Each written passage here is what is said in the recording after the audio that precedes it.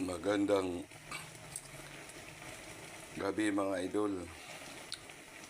Lapit na maluto yung aking nilulutong paksiw na bangus.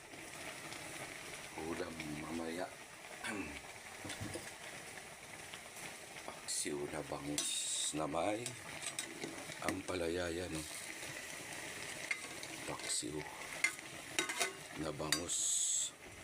Daming ampalaya nilagay ko dyan. Gusto ko kasi sa paksiw maraming ampalaya. Kaya ampalaya, 3 pirasong ampalaya nilagay ko. Kaya halos mapuno yung kaserola. Timplahin muna natin. Paksiw na bangus.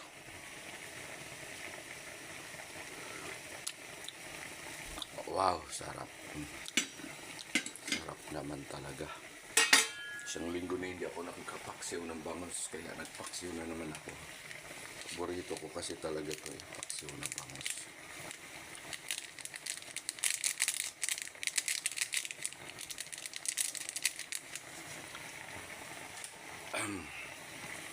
Maya yung mga lods, luto na yan. Kaya matakpan na natin. Maya luto na yan.